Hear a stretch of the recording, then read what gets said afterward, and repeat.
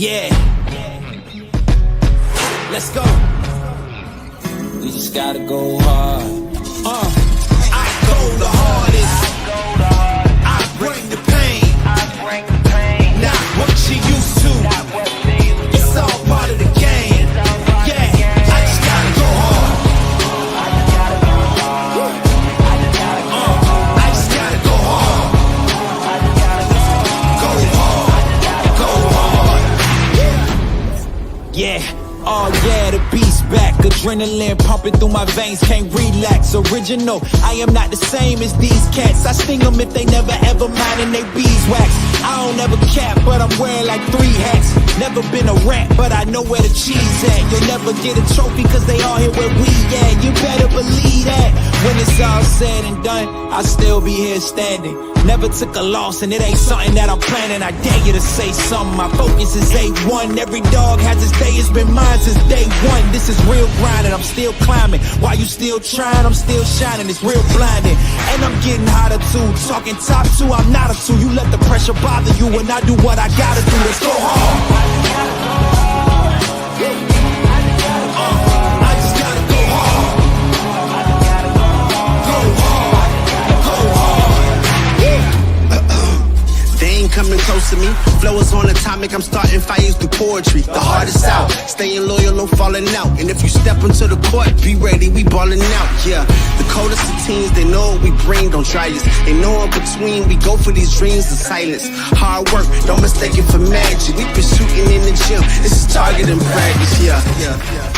And I'm just getting started, getting my feet wet. It's all in repetition, ain't a secret. All facts, all black dress code. Pay me my respect, collecting every debt. I go the hardest. I bring the pain. Not what you used to. It's all part of the game. Yeah, I just gotta go hard. I just gotta go hard. Go hard. Go hard. Go hard. We are wrestling. Olympic hero Kurt Angle, and you're listening to the We Are Wrestling Podcast. We Are Wrestling Podcast.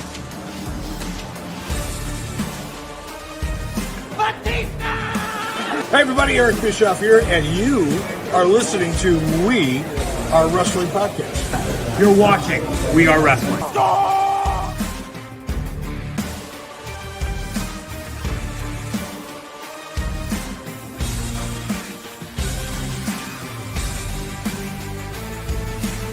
I'm the host with the most. You are by far the least intelligent. Stay tuned. Listen to the podcast. Best one, Donnie, might teach you a thing or two. What is going on, We Are Wrestling Maniacs Worldwide? Ben here, one half of the We Are Wrestling Podcast. If you ain't listening to the We Are Wrestling Podcast, bro, you're missing out. The king listens, and you need to too, bro.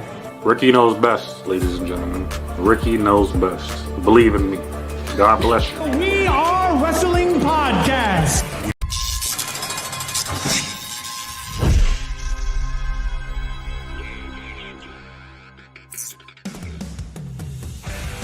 What is up? We are Wrestling Maniacs out there worldwide. I'm the host with the most, Mr. We Are Wrestling himself, the best one, Donnie, here with... What is going on? We are Wrestling Maniacs Worldwide. It is Ben here, Uncle Ben, America's favorite uncle, and wrestling's punching bag. How you guys doing on a beautiful Wednesday evening? Live episode of the We Are Wrestling Podcast, man. We got a stacked fucking show full of drama, all the shits and giggles. And before we get into all that fun, kooky stuff, Don, take it away, brother. That is right. We have a very stacked episode this week for you ladies and gentlemen. Live on another Wednesday, in 5 living p.m. color. Eastern Standard Time. Live in living color. We have a great episode lined up for you guys this week. But before we get into that, if you're not a We Are Wrestling Maniac yet already and you're listening to this episode on Apple Podcasts, Spotify, Google, wherever you get your podcasts, give us a 5-star review, not just any review, a best one review, and download the episode. Give us a follow. If you're not a We Are Wrestling Maniac yet already over on the YouTube channel, and you're not a part of the thousands of subscribers. We recommend you to hit that subscribe button now, turn on the post notifications. Videos be coming out of nowhere like an RKO, and of course you already know, the grind is real. Man, what a great... Man, I love doing these live episodes. I don't know about you, Ben, but I think going into this new year, one of the best decisions we made so far. I think not even just like a New Year's thing. I think it's just a great fucking thing, dude. Like, I've been preaching this shit for like the last 6 months, and honestly, I'm glad we're finally doing it, because not only does that, bring a lot of the workload down, but it's also nice, interactive way to, kind of touch base with the fans, and being live and getting into the algorithm. It's super important, man.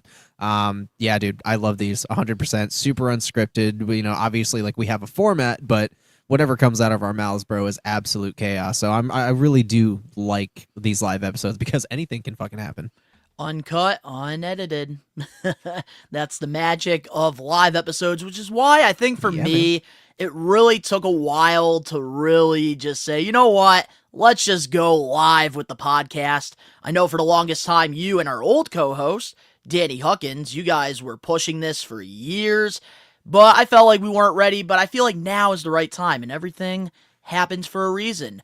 But speaking of workloads, one thing that we are doing now, since we have been doing live episodes, is posting clips over on social media. So, if you guys don't want to listen to the full podcast, we are making it more into shorter form, which you can check out on the YouTube Shorts with our YouTube channel, or you can go over to Facebook, X, Instagram, or even TikTok. That's right, TikTok is not banned as of right now. So if you guys want to go check out clips from the show, you guys can go do that. Go follow We Are Wrestling over on the social medias.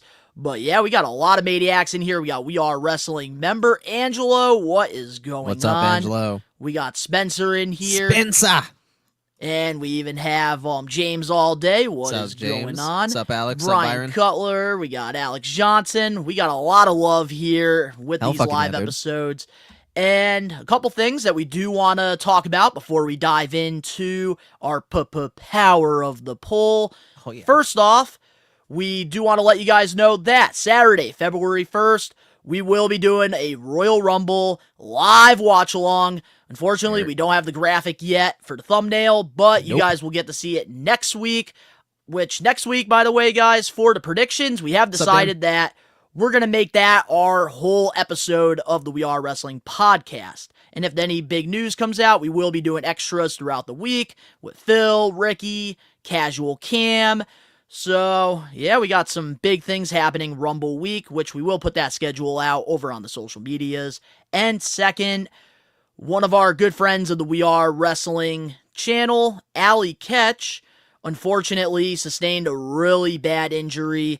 She broke her left leg on Saturday at GCW. And if you guys haven't seen the clip, it is over up on the We Are Wrestling socials.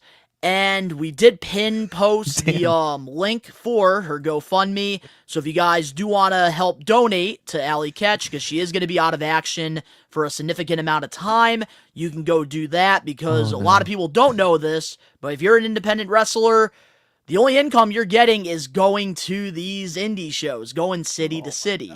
And she can't do that for a long time. No, she can't. And again, guys, if you guys want to donate, even as little as, $1 to $5, it really does make a difference for somebody's GoFundMe, especially, sustaining an awful injury during was supposed to be a very big match that was really kind of hyped up nicely. And like I said, anything can happen. Oh, you're showing the clip. Goddamn yams.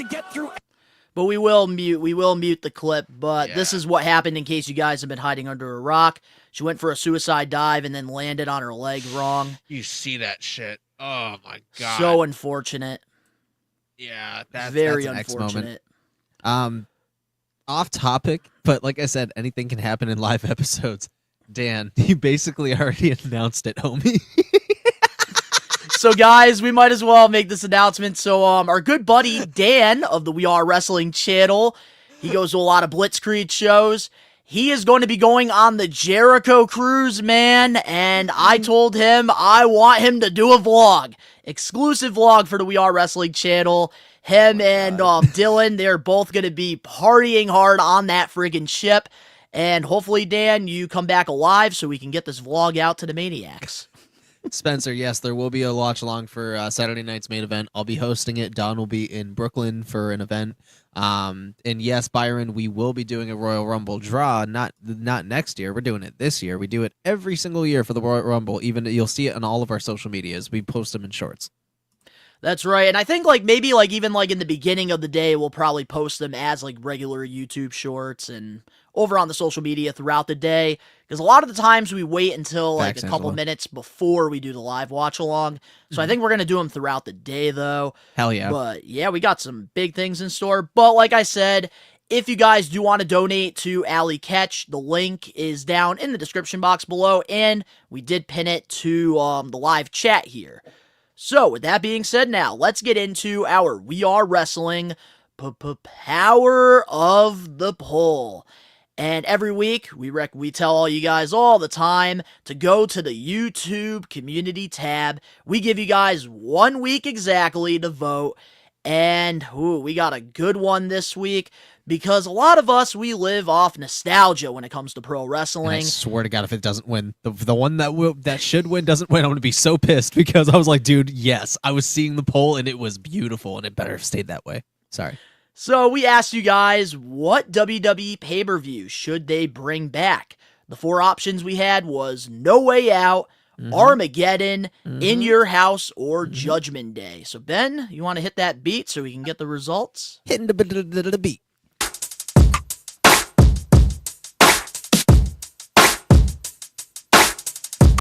No Way Out with the landslide. 65% of you maniacs picked No Way Out, while 12% of you picked In Your House and Judgment Day with the tie, and 11% of you guys picked Armageddon. Ben, do you agree with this? Hell fucking yeah, I agree with this, dude.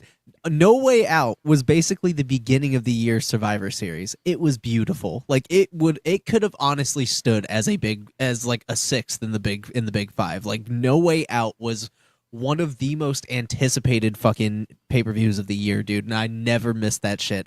Ironically enough, I got a fun story for you. So both of my grandparents were advanced age. Literally, my grandfather was born in 1915. My grandmother was born in 1917. So it's 2008. Or 2006, actually, and we're watching No Way Out live on pay-per-view. Mind you, my grandfather was a boxing, mixed martial arts, and fucking pro wrestling fan. And he was from, the Philippines. Deaf as fuck, couldn't hear anything, but saw perfectly fine. And he sat with me and watched the whole event. Problem was, I had a very big awkward moment when my entire Filipino family, who was pro-God and cover that shit up, when Ashley Massaro decided to hop out and show those fucking knockers with the fucking Playboy symbol, and I had to sit through that whole fucking just agonizing 5 minutes that shit was going down, and there was so much shit talking, but my fucking old-ass grandfather had the biggest smile on his face. That is awesome. I was like, you animal. But the brutality, the storylines, we were still, coming off the Rumble, so we were on the road to WrestleMania. So that pay-per-view, like I said, was like a fucking beginning of the year Survivor Series, and it felt like Christmas, bro. It was incredible. And that was one of the one pay-per-views that had a lot of stipulation and a lot of brutal fucking matches, man. So yeah, I 100% agree with this. I was gonna say, the Elimination Chamber's fun and all, but I miss when it was on Survivor Series or SummerSlam. I don't like that it's a whole pay-per-view. Yeah. I felt for the road to WrestleMania, No Way Out was the perfect destination. Perfect venue. Especially for me going back nostalgia, 2005. I remember JBL always escaped all of his WWE Championship matches, which is why Teddy Long put him inside a steel cage, which is the cover there that we used for the results. One of the greatest matches. Man, even Eddie Guerrero beating Brock Lesnar in 2004 for the championship. Something nobody expected to happen. Dude, that was a fucking upset for a lot of people, but that shook the crowd, bro, and everybody was for it. That's what I'm saying. Big moments were made at No Way Outs. But here's the thing, like, I'm in between here, between No Way Out and Armageddon, because I also loved Armageddon. Armageddon is that where was Joey the best fucking Mercury. final pay-per-view of the year. Oh, dude, fuck yeah. That was fuck yeah. Because December for me, like, I really don't give a shit about wrestling, but Armageddon, they made you give a shit. Must-see event, dude. That's when Undertaker, Joey Randy Mercury- Orton inside that Hell in the Cell. The fatal four-way ladder match of Joey Mercury smashed his fucking face and literally ended his career, basically. Jeff Like Hardy that. wins his first WWE championship. Like, Armageddon was so good. Kane and fucking MVP's Inferno match. Like, dude, there was a lot of big shit that went on in Armageddon, dude. Like, Armageddon was...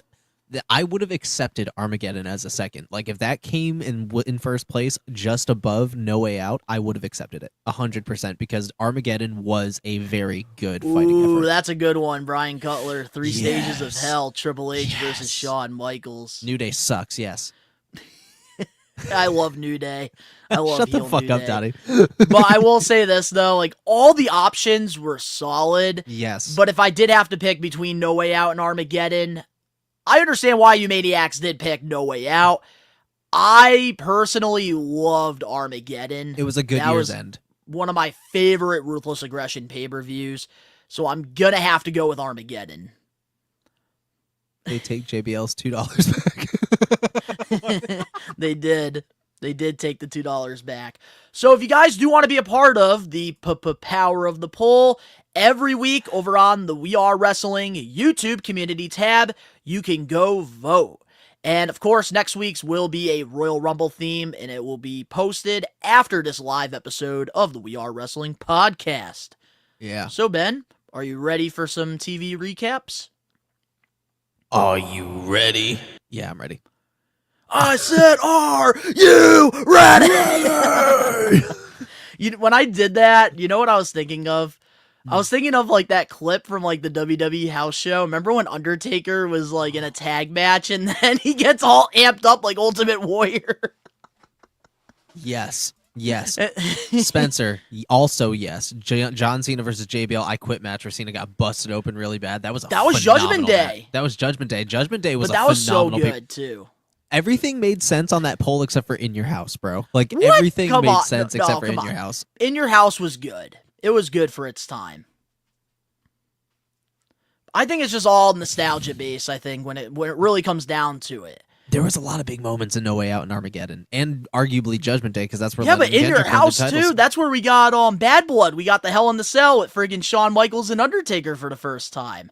Canadian Stampede, we had the Hart Foundation all in the ring with their family during one of the In Your Houses.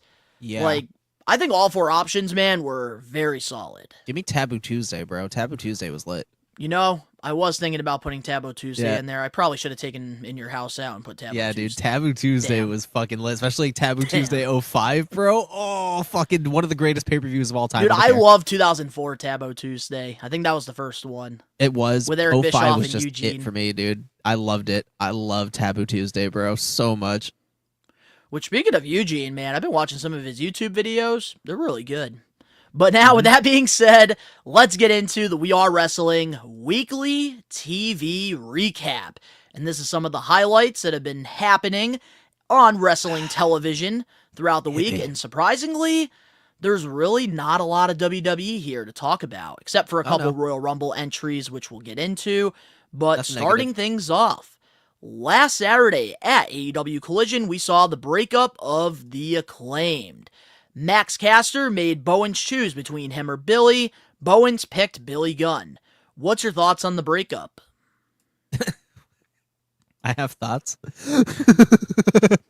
I mean, dude, you know, with all prolific tag teams, you know, they're kind of destined to be split up because nothing great lasts forever. You know, eventually people are going to want to grow into their own. Storylines happen. And honestly, moments like this, it can bring out the best or the worst in people. You know, sometimes you got to fucking swim to see if you can actually float or sink, you know? And I think that, you know, is it Max Caster that's in The Acclaimed?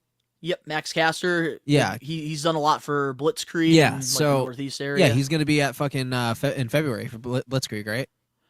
He won't be there in February, but I know Oh. he was there at the last show. Oh, that's right, it was. And we Okay, sponsored gotcha. his match. Gotcha. That's right. Okay. My bad. But I mean, the dude he kind of is like a standalone name. So I mean, this is kind of like his time to really run with it. I'm not familiar with the Acclaimed whatsoever, other than Billy Gunn's fucking scissor me daddy ass shit. Like other than that, dude, like I can't really give more opinion other than like it's kind of a chance for both of them to see what they can do. And I hope for nothing but success. I love the Acclaimed, and here's what I got to say about this. I've been wanting the breakup to happen, and I feel like this is the number one problem with AEW. And the number one issue with AEW is the timing. They always pick the worst fucking time to do something. Yep. MJF and Adam Cole, they should have had Cole turn on MJF during the All In main event. That would have been the perfect way to have Adam Cole win the World Championship as a heel, and we would have actually went somewhere with it. I think the Acclaimed, they've had multiple times to where they could have broken them up on pay-per-view or on a bigger stage, and I don't like the fact that this happened on Collision where not a lot of people are watching compared to AEW Dynamite. Like the Acclaimed, we should have had the breakup happen, maybe put them against Private Party on one of the pay-per-views. Private Party beats them. Max Caster turns on Bowens because he's mad that they lost the titles. Like, I don't know, it just made no sense to me. Like, I know they've been building up Max Caster as like a heel because he's going to be doing the Best Wrestler Alive gimmick, because I believe he trademarked that. And he's been teasing that character work a little bit in Wrestling Open, but I don't know, like, just the timing feels off with this, like, Acclaimed breakup. Angelo, we're going to be getting there in the Getting Put Over segment, and I'll definitely let you know how I feel about Penta's debut. We can talk all about that when we get there. Oh, sure. Yes, that's going to be a really good Getting Put Over. Oh, hell yeah, dude.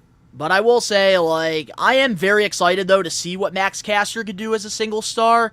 And maybe that's just because I've watched him grow, like, as a professional wrestler, so I'm a little biased here. Excuse me. But, let's read a couple of these comments before we move on. Angelo, I think Max is going to do fine. I have no faith for Bowens. I think he'll get lost in the shuffle, especially if he stays with Billy Gunn. That, I agree. I think right now, a lot of the AEW fans, they think that Anthony Bowens is going to be the Shawn Michaels and Caster is going to be the Jannetty. I think it's going to be the other way around. And that's no disrespect to Bowens. He's very talented. Agree with Ben. They need to grow into individual wrestlers and go on single runs. I do agree as well with that. Alex Johnson, I think Max Caster will be the Marty Jannetty while Bowens will be the Shawn Michaels. No, Flip it. It's the other Flip way it. around, Flip pal. it, buddy. You gotta flip the scissors around. You don't scissor this way. You scissor this way. Well, moving on now to another AEW. I can't believe there's two AEW Collision topics here on the recap this week. Hey, man. I can't wait for Rumble predictions. That's going to be Last sweet. Saturday at AEW Collision, the Fallen Angel, Christopher Daniels, wrestled his final match and will be retiring from pro wrestling as an in-ring competitor. He still will be working backstage for AEW. What's your thoughts on this? Hey, man, everybody's time comes, and if he's retiring and he's choosing not to make a huge to-do about it, I respect it. Some people decide that they want to go a lot quieter, and, nobody ever truly leaves the business. So to see him in a producer role, it's just going to help the product if obviously he lands it right, is whispering into the right ears and can maybe hopefully potentially curb any of this other shit going on. So, honestly, hopefully he has a fruitful retirement and gets to do what he loves to do still, I love Christopher Daniels, but he is such a pro at being talent relations. He's been doing a great job keeping the morals great in AEW. Yeah. I don't fucking know, so. Hell Hey! yeah. Hot girls love We Are Wrestling. Yeah, dude. I love that he just went from anything can happen live. But I will say this though. Christopher Daniels, I understand he didn't want to make his retirement match a big deal, but I feel like sometimes you have to be selfish and live in that moment. And I feel like for Christopher Daniels, this should have been bigger. It was a great match that he had with Hangman on Collision. I did watch that. thought it was good, but I don't know. I felt like they could have done something bigger, and it's unfortunate that, like, they had him be the Timu Adam Pearce for the longest time in AEW. It's so disappointing because I fucking loved Christopher Daniels in TNA. I liked him in Ring of Honor. But with AEW, they just really missed the ball with him, and they could have definitely done a lot more. Wish he retired in TNA, though. Bullshit.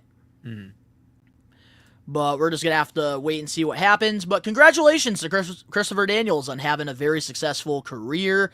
And somebody that didn't have to go to WWE to be a big star in this business. Yeah. So I do want to congratulate him on a very successful career. Wish him nothing but love and happiness. Absolutely. Moving on now to our next weekly TV recap. Sunday at GCW versus the People. Joey Janela challenged Sabu to a match that will be taking place at Joey Janela's Spring Break on WrestleMania weekend, which will be Sabu's retirement match. Shit. What's your thoughts on this? I hate that is wasting his retirement match on fucking Joey Janela, but I mean, it is what it is. You know, Sabu has had definitely a colorful and illustrious career. You know, there's nothing that you can. I thought I had to sneeze for it. It's like right there. Sorry.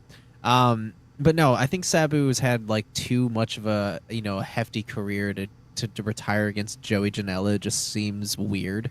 And as it is, it's like Sabu, like, you know, we've seen him in person recently. You know, the dude does not really look to be in wrestling shape, you know, like, so it's like I also have my reservations on it. You know, like, I love that he's finally deciding to, you know, hang up the boots because, again, dude did a lot in the ECW area, in the ECW era, rather. So there's not much to say there. Dude is a god.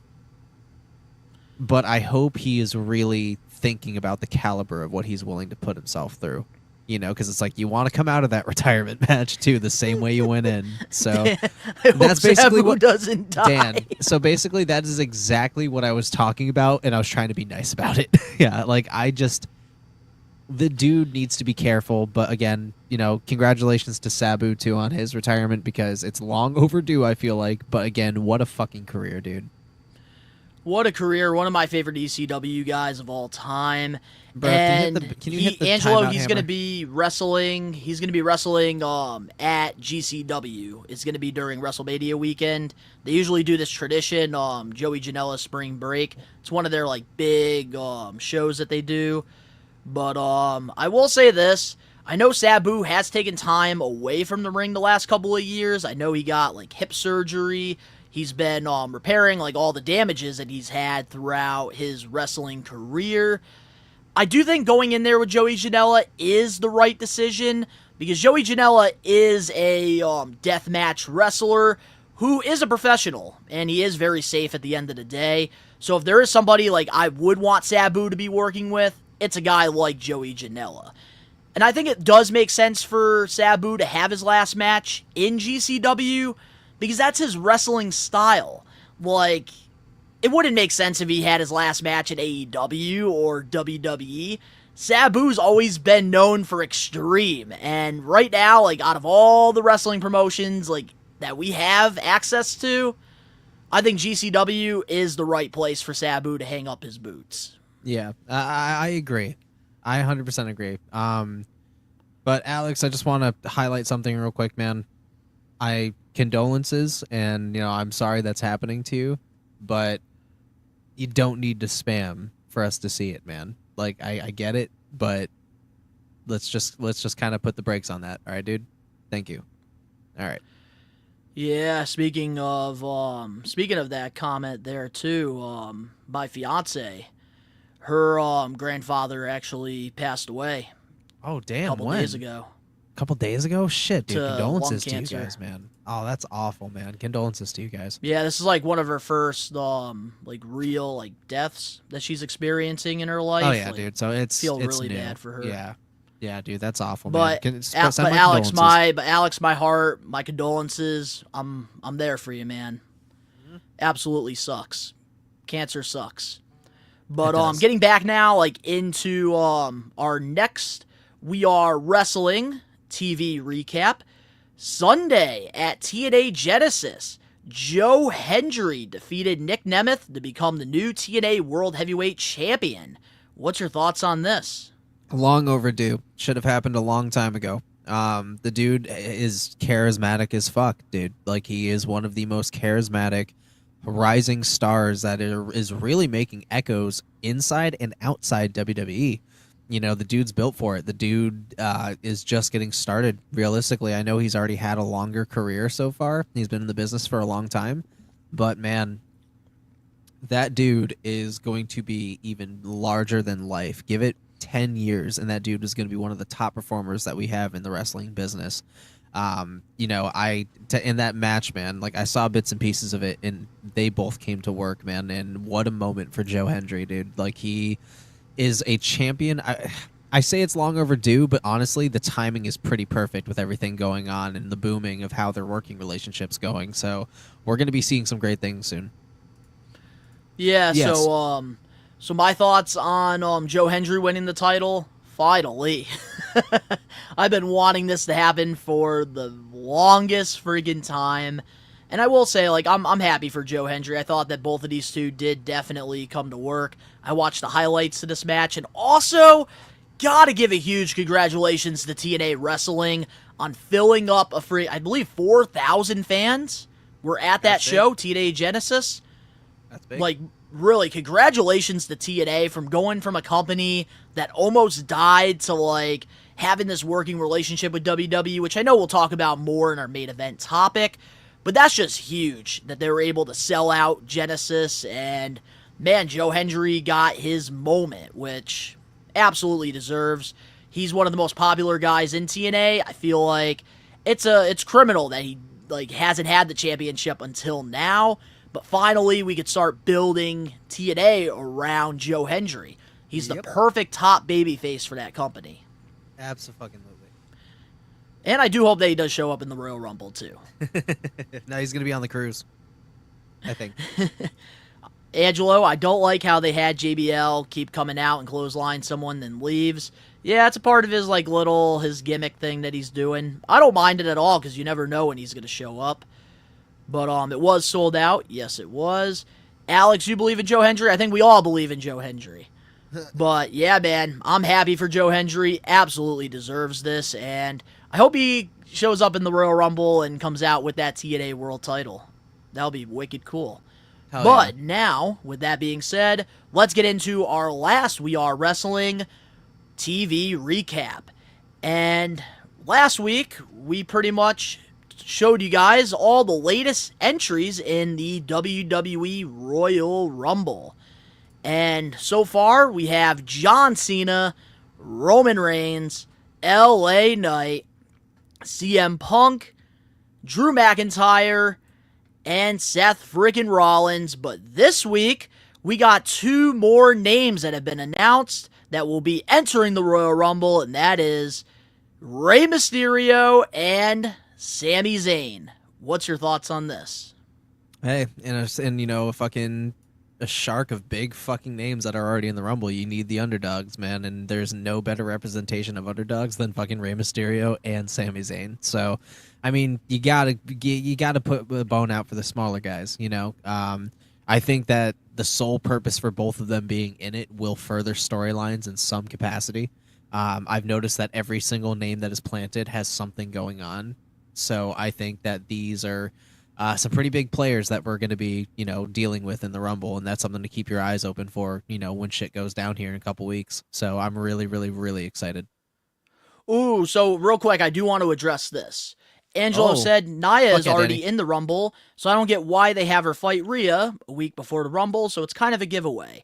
So the only thing that I saw, like, from, like, a far view was Nia's already in the Rumble. So some of you guys have been asking me since last week, why are you guys not, like, announcing the women Royal Rumble?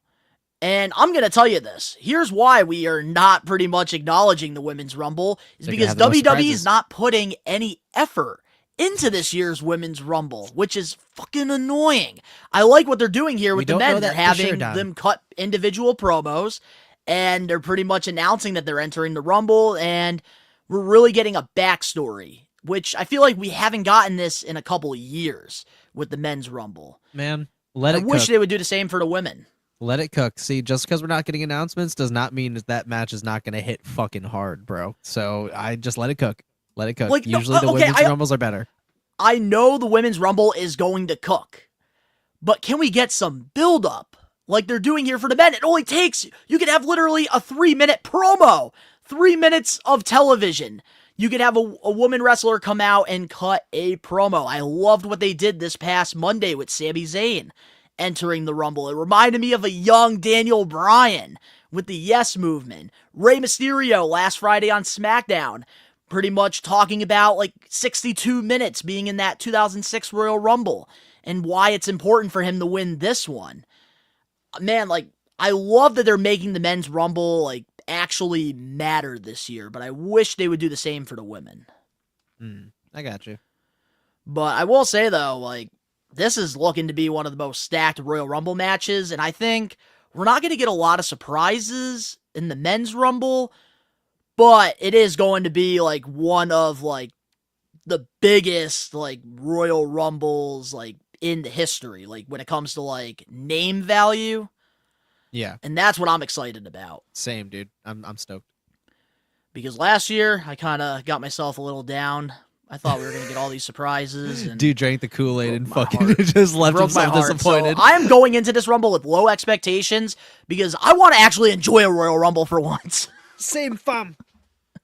But wow, we got a lot of comments in here. We appreciate all you guys that are a part of the live episode here.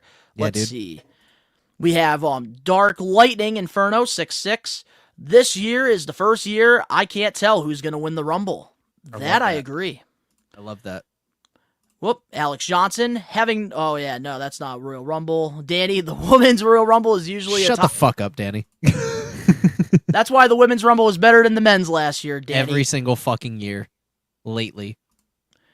Just add people like Meechin and Chelsea Green. Like, yeah, like just give us like a backstage promo or like something. Give us a couple returns or something, you know, even just for fucking a one-off. Like, just give us something. But I will say this is a good way to plug something that you and I really want WWE to bring back, and that is the bingo cage segments. We need those for the Royal Rumble. So WWE, if there's anybody that has connections to Paul Levesque, please let them know. We need the bingo cages to come back for backstage segments after every match. Yeah. Yeah. So with that being said now, let's get into the We Are Wrestling weekly news and rumors. And my God, we got a lot of news here to talk about. So we're just going to try to fly through this. Starting things off, we got some more GCW news. PCO dropped a pipe bomb on TNA and destroyed the Digital Media Championship.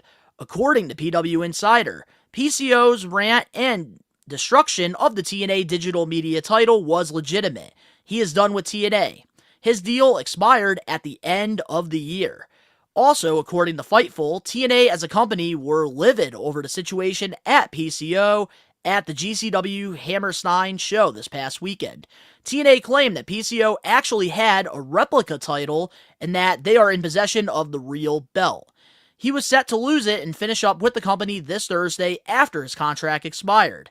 There were some beliefs that he was upset over the deal that wasn't renewed. What's your thoughts about this?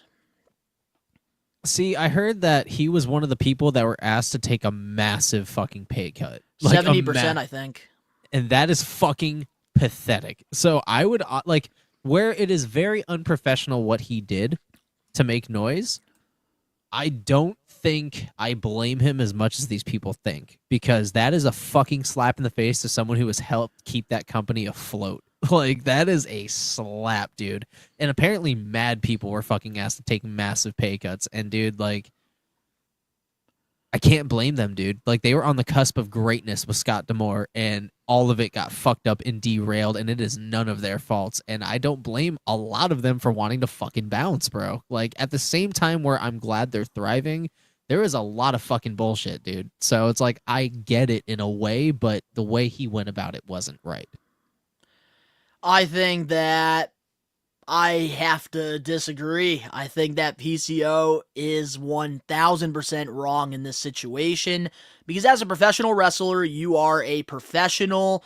You need to handle yourself like a professional. And he's somebody who is a veteran in this business. He had a short stint in the WWF until that was ruined by the Click, and he was able to revive his career during one of his matches. I believe it was against Walter Gunter during one of the GCW shows. That's where he started to make a lot of noise, and then later on got a contract with Ring of Honor. This is before Tony Khan bought it, and PCO went on to win their world championship. But then when AEW ended up buying Ring of Honor, that's when PCO left, and then he went over to TNA Wrestling. And I understand like him being frustrated over taking a pay cut.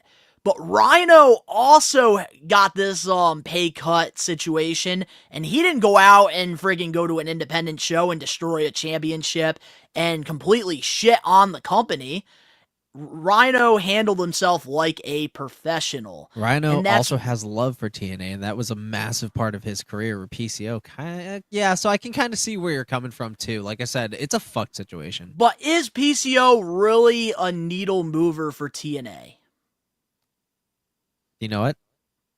I'm gonna see myself out on this one.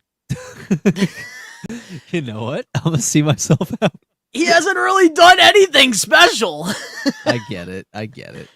So, like, honestly, like, if anything, PCO should be happy that he's not going back to TNA because he got popular from GCW. Yeah. Just go back to where you were.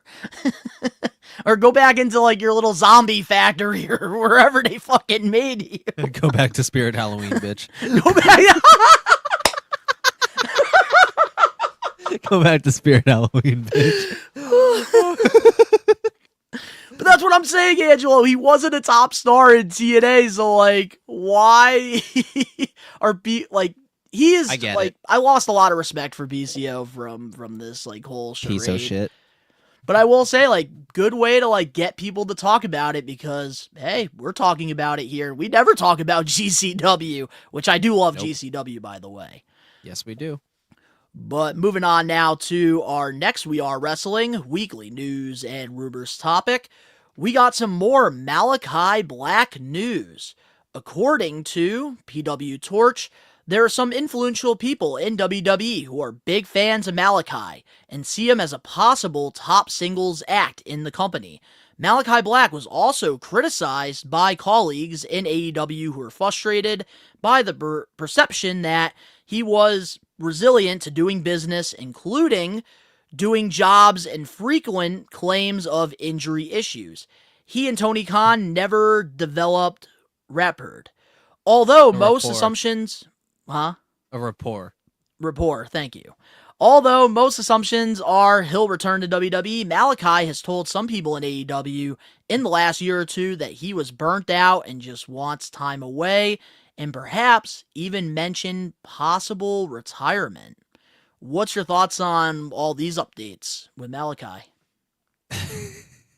I mean, like, there's so much, like, dancing around. Like, it's like he doesn't want to come out and outright just say he wants to go home. But, like, you gotta keep people tempered as possible. Like, obviously the dream's always WWE, especially, you know, somebody that really took you under their wing and molded you into something really great while you were in their territory. There's a lot of respect there. Obviously, who doesn't want to work with their wife? You know, like, who doesn't want to be closer to their friends? You know, and AEW was never going to be, like, something permanent. Like, yeah, it was a nice way to make noise outside of WWE, and he did when he arrived. But a lot of things happened, you know, in between that time. Lack of creative booking. And the creative booking, his injuries and how his injuries are handled, especially with how a lot of these superstars are speaking out about AEW's, like, care policy, that could have played a huge thing into it. And like I said, there's no inevitable doubt that dude is going home.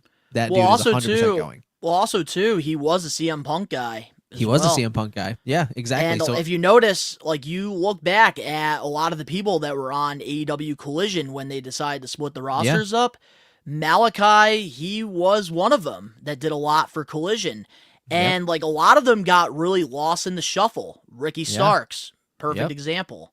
And we'll talk about that. But no, I think Malachi knows that not only is he going to eventually end his career in WWE, it's the place for him, especially if people are interested, want to give him that big singles push. Triple H, who is the king of creative right now, like, dude is going to push that dude to the fucking moon.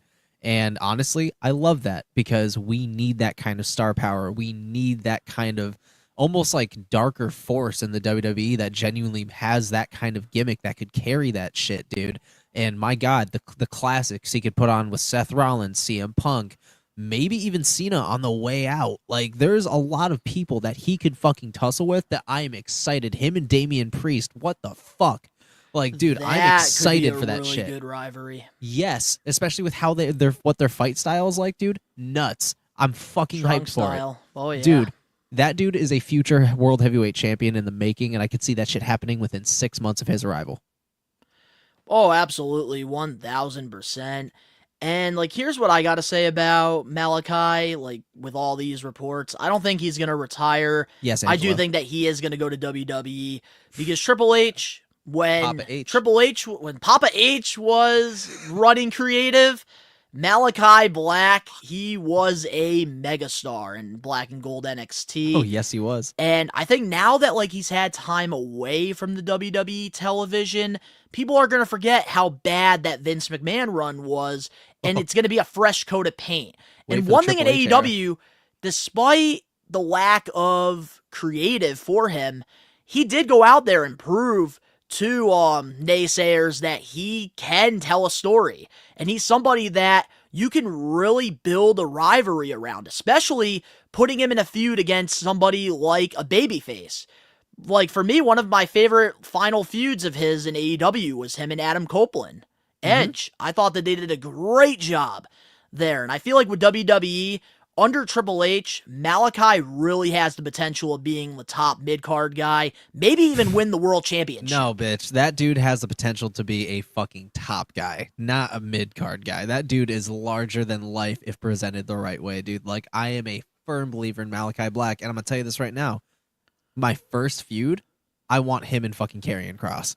100% want him and Karrion Kross as the first. Hey, we already fantasy booked it last week on the live episode talking about WrestleMania would be the best place for that to happen. Exactly. So, Papa H, you know what to do. Cook it. Well, go back to We Are Wrestling Podcast episode 143. He hasn't spoken out of this. Oh my God, Danny. look at all these comments. Whew. Okay, Danny. Vince admits his one mistake and never was saying that he used Black wrong. Of course he used him wrong. Really? Vince admitted that he used Malachi Black wrong? I believe so. I remember hearing that from, like, somewhere. I don't remember exactly where it was. But that's the thing, though. Like, I always say this. When it comes to bookers, not everybody is good. Like, everybody has their certain stars that they push. Vince just did not understand Aleister Black. He didn't understand the character. He did not understand Aleister Black, but Triple H does, and I can't fucking wait to see that magic cook. Yeah, so now let's read all these comments here. Whew. We have Dan here. I think he wants to end up in WWE. Absolutely, 1,000%. Because everybody already knows what's going on. He is locked up with his fellow friends here. That's going to be a reoccurring thing throughout this episode, just letting you guys know. Apparently, Buddy Matthews doesn't want to work with his wife. Well, he did re-sign with AEW, and he actually trademarked Hounds of fucking what was whack. it, Hounds of Hell or something? Why the fuck wouldn't you want to work with your wife, dog? Like, that is the stupidest shit. Clearly, he wants a divorce too. Like, holy fuck, dog. Like, quickest way to get your wife back on the market. Jesus fuck. And I know obviously Rhea fucking loves him, and I get that, but my God, that is the stupidest shit ever. Because, dude, I love Buddy Matthews. I love him. Like, I genuinely thought that dude was going to be gold in WWE, and then he got released, and I was so upset. Yeah, so I don't know. There must be something planned, because I don't know why he would re-sign with AEW if there was nothing for him. Yeah. So I am curious to see what happens there. But Crazy 101. See, the thing is, though, people in AEW that are not happy are not guaranteed a WWE job. WWE can't hire everyone because they will just have a bloated roster like AEW 100%. has. But Malachi Black actually 100% fits that criteria, though. I was going to say, like, if there is anybody like Malachi, it does make sense. Oh, 100%. See, the thing is, though, people said the same thing for Andrade, who was a big Triple H guy in NXT, and he barely gets booked, got the Speed title. Well, to Good be fair, example, but Andrade has no fucking star power.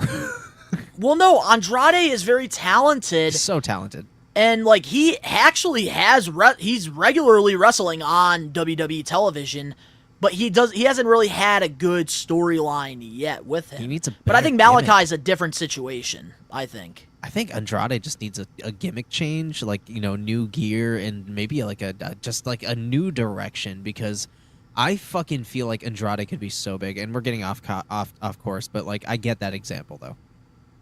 Yeah. But we are just going to have to wait and see what happens, because Crazy 101, you do make a really good point there.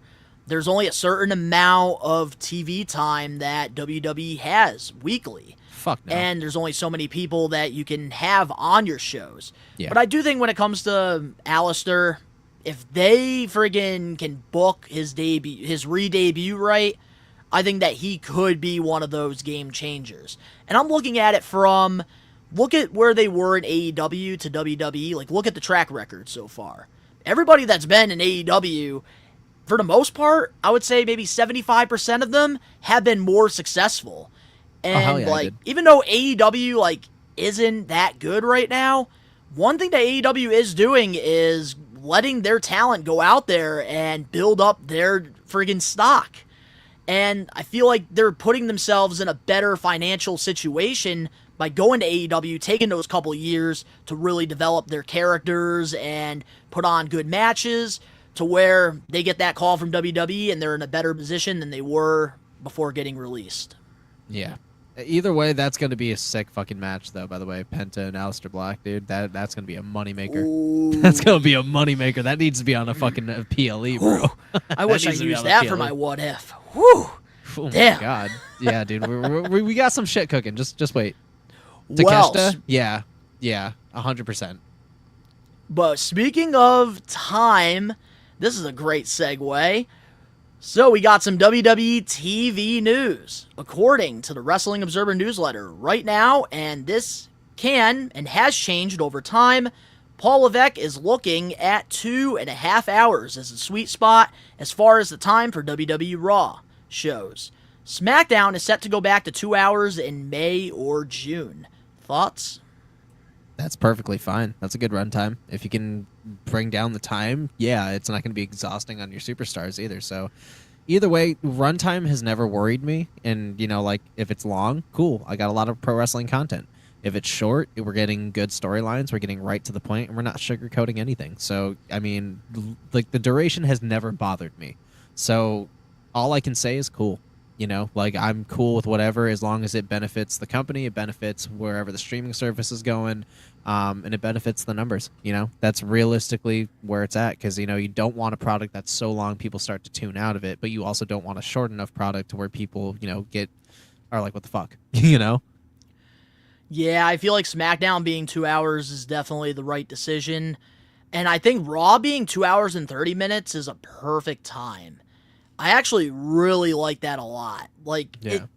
It's only a 30-minute difference from 3 hours. But, like, I don't know. I feel like that's just, like, a decent sweet spot for Raw. I do, too. Woo! All right. Well, man, we're just going to have to wait and see what happens here. But the only thing that does worry me is, like Crazy 101 said in the last topic, is all these superstars that they're signing, but we're just going to have to wait and see what happens. But moving on now to our next We Are Wrestling weekly news and rumors. According to Wrestle Purist, Ricky Starks asked AEW for his release, but Tony Khan won't give it to him. Should AEW just release Ricky Starks already? Yes, dude. The fucking dude. The dude's got aura. I mean, like, and Tony is definitely butthurt as fuck about all of these guys, because all these guys, maybe minus Miro, have a lot of fucking aura, and they could move mountains in WWE or anywhere else they go. So it's like, I mean, it's kind of like I get it, but at the same time, super fucking petty. Super fucking petty. Locked up. They won't let me out. Nah, dude. Like, I've been having Tony Khan's Akon so locked up playing like all week long just for this episode. Oh yeah, dude. They don't want fucking. They probably don't want Britt Baker, and they definitely don't want Tessa Blanchard. They definitely don't. Don't want worry, Tessa we're gonna get Blanchard. into the Britt Baker thing in just a moment. Crazy. Yes, we will. 101. We will. But I will say this with Ricky Starks. I've been saying this for the longest friggin' time already.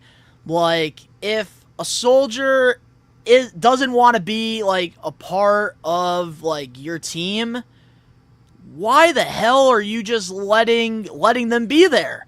Like, it's like an anchor. It's dead weight. So, like, I just don't understand why Tony Khan is just wasting all this money on these stars. Just either buy them out or just say, you know what? All right, we wish you nothing but the best in your future endeavors. And even these wrestlers, they don't care about what they're getting paid in AEW. They just want to get the hell out. And honestly, if I'm Tony Khan, I would just get all these guys out of here because you need a fresh start. And that's the problem. Keeping these guys, you're only continuing to get more negative feedback. Yeah. And it's just not helping them. That, and it's just like, dude, fucking Christ. Like, you're losing money at the same time just fucking keeping these guys off TV because they're still fucking rolling in a paycheck. So it's like, dude, just fucking cut the dead weight and let them go where they want to fucking go and put some money back in your pocket, you fucking idiot. It just sounds stupid. It's just That's stupid. what I'm saying. And, like, if they're already not going to TV and then, like, you're letting them go to the independents, like, you're setting yourself up for more, like, negativity and failure. It's, because at least with WWE, like, when they lock somebody up, like, they lock them up. But with AEW, they're freaking having visiting hours. Facts. On the weekends. You can go to GCW. You can go to the local bingo hall. You can go to a convention. Yeah. I'm fed up with it, and I'm tired of talking about it over and over again. But that's what AEW likes to do. They like to give us topics that we have to continue to talk about. But moving on now, something new that we haven't really heard much about, and this one's a pretty long one, so sit back. Britt Baker might be done with AEW. The doctor is out. According to Wade Keller from PW Torch, Tony Khan is reportedly no longer booking Britt Baker for AEW TV, as frustrations with her has grown behind the scenes. A recent incident was said to be the final straw, with sources describing her as increasingly difficult to work with. She might be done with AEW. At least the feeling I'm getting from talking to people in AEW is that Tony Khan might have her in the same category as some other wrestlers where they don't get the phone call. Cough, cough. Let's see here. There's a lot of frustrations with her. I'm told, and I've heard this pretty consistently, she's wildly unpopular in the women's locker room. One person said, no one ever wants to see her come back, speaking of the women's locker room. Now, that is a bold, broad statement. I could imagine somebody on social media going, I am a woman wrestler at AEW and I want her back. Okay, fair enough, but I'm just telling you somebody's perception is nobody wants her back. That's how bad it is. There was also the incident with her and MJF, and I'm told that the factors into her being off of television, but there's other issues with her that have come up. She has become increasingly difficult to work with in a general sense. She has always had a reputation for being difficult to work with. There were specific situations recently, not counting the MJF situation, where people just threw their hands up. It wasn't like a huge deal, but it was enough to sort of be the straw that broke the camel's back in terms of feeling like, you know what, we've got a strong women's division now compared to when she was on top, and we don't need to deal with her if she's going to be this difficult to work with. I am told that the Adam Cole situation is not stopping her. There should be no heat on Adam Cole. He has nothing to do with her not being on TV. Obviously, she has some standout moments in AEW and became a star and was seen as a centerpiece act. But even back then, I was hearing about her reputation and being unpopular in certain circles and difficult to work with. And being territorial in her role in the company in a way that just felt unsustainable. And from what I'm hearing, at least the attitude right now, at the moment, the belief Tony Khan is fed up enough that he's just going to focus on TV time on others. So, Crazy. whew, all that shit. My God, Adam I need Cole- to breathe. Adam Your Cole thoughts saw on the all light that and stuff, moved on. Ben? Adam Cole saw the light and moved Wait, on. that's a Facts, good bro. comment. That's a good Yeah, comment. dude. I don't know. I don't think that she goes. I don't fucking know, dude. Like, it just there's so much fucking drama surrounding her. Like, it's giving me like an anxiety attack just fucking thinking about her, dude. Like, there's so much baggage there. It sounds like. Can I tag but myself at the same in? time, yes, tag yourself in, please. You know who had a lot of drama CM Punk on their I know. exit to Yeah. AEW? Yep. CM Punk. And what has happened since then? Gold, but at the same time, like, we don't know necessarily the status on what Britt Baker's really like, though, other than, you know, meeting her at a convention. Yeah, that's not behind the scenes, and like, you don't get to see that curtain pulled, obviously, but it's just, I don't know Britt Baker like that to know, you know, so I don't really have much of an opinion, so I can't really speak on it, you know. So when it does come to Britt Baker, I have met her multiple times and always above and beyond for my meet and greet experiences with her. And like, there's a lot of these larger than life superstars, and just like from my perception, for like talking to her and getting to meet her, like it felt like talking to just like a normal human being. Like it didn't feel like I was talking to like a celebrity or somebody that like was egotistical and like on top of the world. I never got that from Britt Baker from my meet and greet experience. And I know there's been a lot of drama with her throughout her AEW run, and a lot of that is probably because she developed an ego. And a lot of that probably was because their women's division, when AEW first started, it was one of the weakest divisions of all time. Like, even the WWE Divas division was better than, like, AEW's women's, like, to start. So, like, Britt Baker, she was the top woman wrestler during that time. So, of course, she developed an ego, just like Thunder Rosa. And, like, even talking to, like, some former AEW women wrestlers about the Britt Baker, Thunder Rosa situation, a lot of the stuff, you'd be surprised. There's a lot of it. There's a lot of people that don't like Thunder Rosa either. And that's not my words. Yeah. But, I think Britt Baker, she's better off leaving AEW. I think that, like, now that they have, like, a more stacked women's division, she kind of fell, like, out of the lineup. Similar to, like, Cody Rhodes in AEW. They started to have these more bigger names coming in, like Adam Cole, Bryan Danielson, and Cody Rhodes kind of just fell, like, down the card. And eventually, him going to WWE was the best decision for his career. And I think Britt Baker, she's, like, once she's done with AEW and they get her out of that jail cell, she is going to go to WWE, I think, and she's going to be one of the top women wrestlers over there. And more fans are going to be looking at AEW and saying, what the fuck did you do? Maybe. So we're just going to have to wait and see what happens. I'm a huge Britt Baker mark, so maybe I'm being biased here, but I don't know. I think that Britt Baker, she definitely has a lot more to give to the business. And I did see your comment here, Angelo, with TNA. I think that would be a great option for her to kind of rebuild her ego. Reputation. Go to TNA, put on great matches with the knockouts and stuff. But I won't be surprised if WWE gets her and they give her a massive push. Yeah. Who is worse, Britt? Mercedes. Dude, that's the, like, Britt Baker. We're just gonna have to wait. We're gonna have to wait and see, because, like, I don't understand why people are still listening to these news sources with Britt Baker when, like, we've already seen so many former AEW stars that have had backstage problems and large egos. They go to WWE and they're just fine. Yeah. But, yeah, we're just going to have to wait and see what happens with her. But that was definitely a lot to talk about there with her. But, speaking of somebody that you love, Ben, according to Fightful, Fuck no, you won't. pitches have been made for the ring announcer, Tony Schimmel, to be brought to AEW TV. Thoughts? I love that he's, you know, obviously gaining prominence again, but we all know that he's only going so he can say the rated R superstar Adam Copeland. You already fucking know that's why he's going, because you know Edge is like, why don't you come to AEW?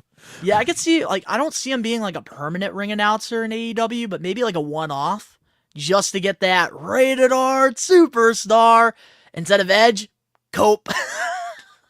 Cope. Yeah, but Tony, like, I will say this. As a kid, and this might break your heart, Ben. Rated R Cope. That's so fucking I hated Tony Schimmel as a kid. I fucking loved him, dude. But the That's how older I was got, watching SmackDown. the more I looked back at like his ring announcing. I miss him every day. I miss his ring announcing. You never know until so you never much. know what you had till it's gone. Trust, I know. Yeah. Fuck Cope. Stupid. Stupid. It's fucking stupid. How you gonna cope? Fuck. It's basically what they're doing with Lillian Garcia, but that's because they actually need a announcer for SmackDown. I wish they brought Tony over Lillian. I will say that. Fuck that. I want Tony over whoever the fuck's announcing on Raw, dude. That shit's fucking Oh, the lame. Alicia Taylor's. Oh, don't even get me started with her, dude. Oh, that is freaking God. Samantha Irvin ripoff right there. T-Move Fucking version. God. All right, man. But one comment I do want to read here that was based off our last topic here that I did skip from Danny Huckins. He said, the difference between Punk and Britt is one draws money and one doesn't, and WWE knew what the possibilities were when they rehired Punk. They knew his personality. They don't know Britt, so whose? Good point. Yeah. I will say, good point. Very. But we are just going to have to wait and see what happens there. But, oh, man. But yeah, Tony Schimmel, like, even if it's WWE, AEW, the independents, a convention, I would love to see him. I would love to see him. Hell yeah. But moving on now to our last We Are Wrestling weekly news and rumors. We got an Alexa Bliss update.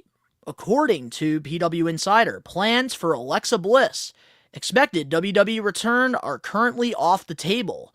WWE Creative have been told to put all plans for Alexa Bliss on hold indefinitely. The plan was for Bliss to return at the Raw in San Jose. That's where Penta made his debut several weeks ago, and a storyline involving the Wyatt Six has been pitched as a part of her return. Instead, right before the event, Creative was told to drop all the plans for Bliss. Creative plans were not an issue, and Alexa was ready to return, but the company put a halt to the plans. One source believes it may be a contract issue. Additional sources spoken to claimed to not know where the issues could be. Bliss is not featured in any creative pitches for the Women's Royal Rumble match. Thoughts? I don't got any. Only because I was never really a huge Alexa Bliss fan, in the beginning. Like, I know she's talented. I know she appeals to some people. I just personally never really was behind her. I mean, I kind of, enjoyed some of the stuff she did, with The Fiend. But other than that, I mean, I feel like it's long overdue. I feel like it could have happened a while ago because she's been gone since, 23? 22, maybe? Maybe 20. I think it was 2000. Fuck, It wasn't 24. I went to the Raw that she made her return. I forgot if that was 2022 or 2023. Either or. I think that was 2022. And that's 3 years, bro. She's been gone for a long time. So this has been like a long time coming. I hope they get it sorted out soon, just because, again, we need some more female star power, and she does have, a draw. She is, she has fucking aura. So I don't know, man. I don't know. I like I said, I'm not a fan personally, but I can understand why this upsets a lot of people. Especially now that we do have like the Women's 2 years, Intercontinental Champion, United States Championship. I feel like we really do need to have like some established women's stars to really help these new stars that are in this Triple H era. And I think that Alexa Bliss could be somebody that could really benefit for being in like the mid-card division, and possibly you could even have her compete for like the World Championship, because she does have like the accolades that she was like once a main event star in the women's division. Oh shit, okay, Angelo. But yeah, man, I really hope like they figure this stuff out with Alexa Bliss, because I really do want her to come back, and I feel like WWE is like the right place for her to be. Yeah. And she does have a crazy fan base. 2023 too. Royal Rumble was Bliss's last match. Got you. Yeah, that makes sense. Wow. Yeah. So The 2 years. Rumble? Holy shit. This report definitely means she's coming. She's returning.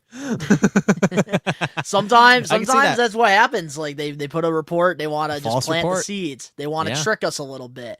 They do that for the Rumble. That's Look at one what thing they I did do with Edge, notice. man. They tried spoiling his shit, and they were like, "Nah, dude, they did everything they could to play that shit off." Yeah, but hold on a minute.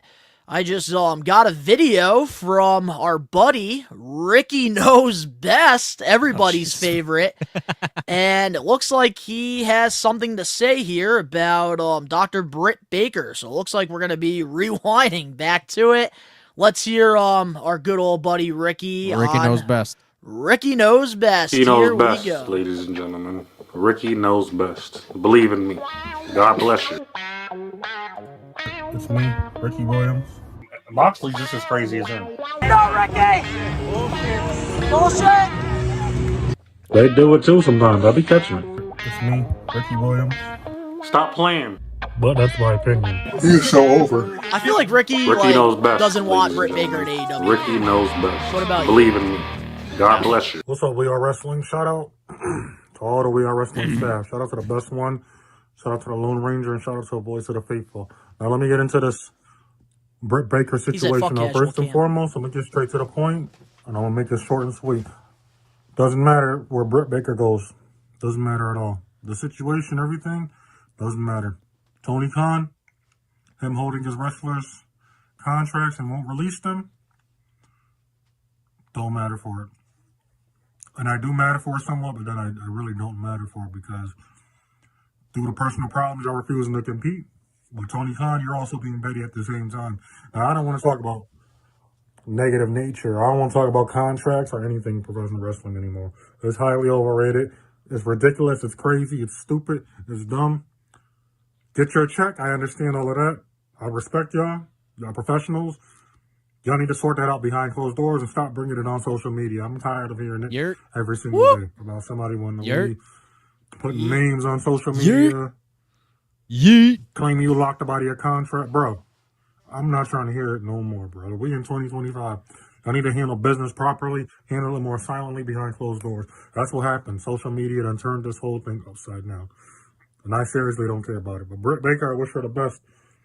She is a star. Talk to him, Ricky. In AEW, she is. Talk to him, Ricky. Future Hall of Famer in AEW, no question. But this contract talking, all of this, her going to WWE, I don't want to see it. I knew it. But then again, I don't care much for it because what if stuff like this happens again? But that's just my opinion. I'm tired of hearing about this type of stuff. Shout out to the We Are Wrestling camp. Ricky Knows Best piece. Hey! Oh, yeah! Ricky laying down the fucking law here. Ricky spitting. They got to have Ricky in the boardroom. I agree. But we can't have him in the boardroom because he is our highest draw here on the We Are Wrestling podcast. Everybody loves Ricky. We always get our highest number when the Big Ricky pop. Knows Best intro plays. Big pop. Massive pop.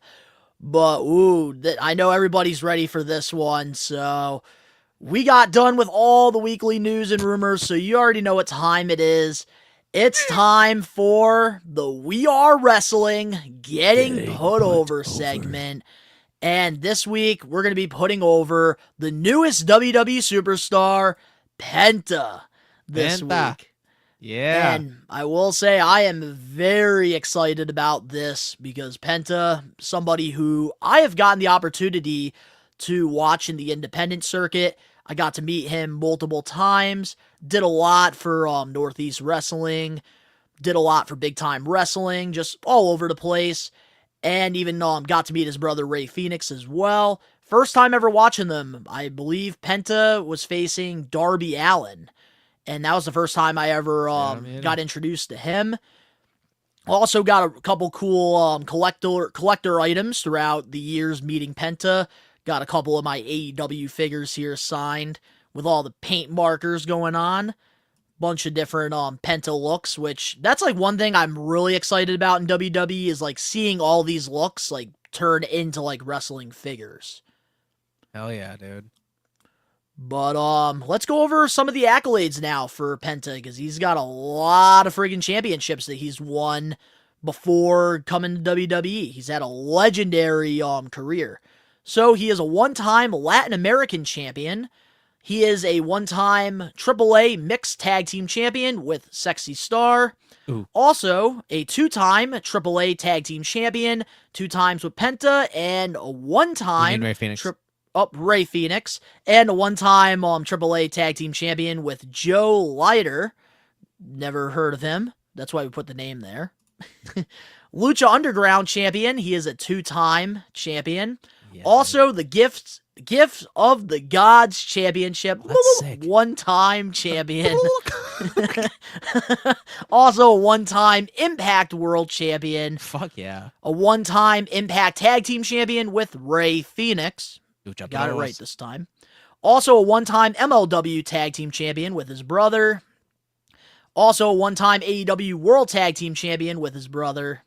And a 1-time AEW Trios champion with Death Triangle, which was the faction Penta, Ray Phoenix, and Pac. And also a 1-time Ring of Honor Tag Team champion with his brother. Hell yeah. So now let's, which we do want to let you guys know here in the live chat, if you guys, this is your first time being a part of the We Are Wrestling podcast, the way that we do the Getting Put Over segment now is we go over it by favorite title run, favorite match, favorite segment, favorite year, favorite rivalry, biggest what if / fantasy booking. So if you guys want to be a part of this, you guys can answer all these in the live chat. So we're going to start off with favorite title run. Ben, what's your favorite Penta run? I don't have one. We had talked about this. Yeah, I just to kind of give you guys some context and disclosure, I am very new realistically to Penta. Like I've seen some highlights in his Lucha Underground stuff. Obviously, I've seen some spots in AEW. The dude is fucking wild. Now, I'm very excited to see him in WWE because we're going to be seeing a lot of things not killing the business. Like we're going to be seeing some legitimate selling, some big moments with Penta. But I don't really have a favorite title reign because I didn't really know Penta like that. Hey, that is absolutely fair. I'd rather be truthful. So when it comes to my favorite title run, mine has to be the AEW World Tag Team Champions with him and his brother Ray Phoenix. I felt like that was a really big moment because the Young Bucks during this time, this is when AEW was really fun to watch. They were these arrogant heels, and they just went on this long title run, and everybody was over it. And man, the Lucha Brothers were so over during this time, and especially with their rivalry that goes all the way back to the beginning of AEW when it was first founded.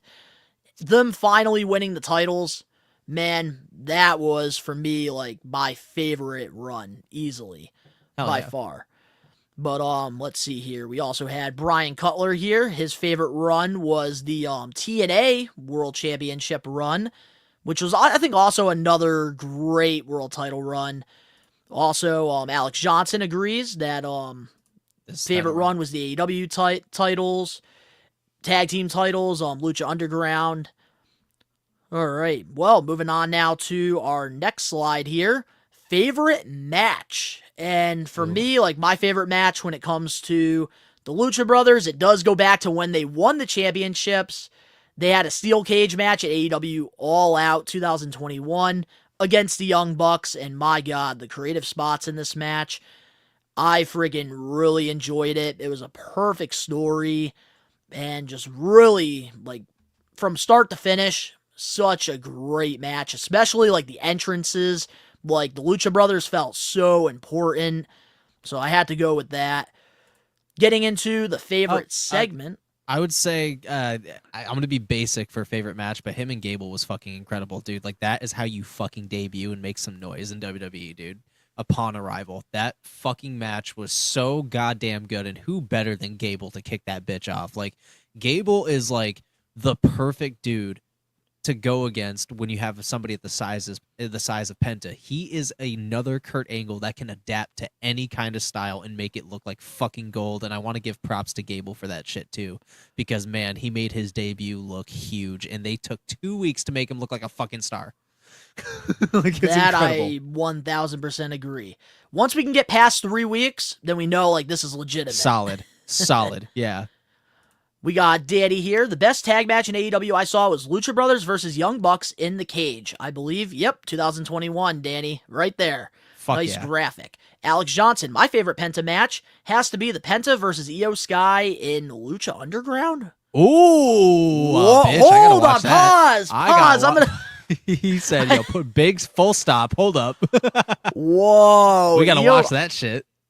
I need to watch that. Yeah. If any of you maniacs like have the link to that match, please put it in the chat because I will go back and I will watch it. Yeah, 100%. I need to.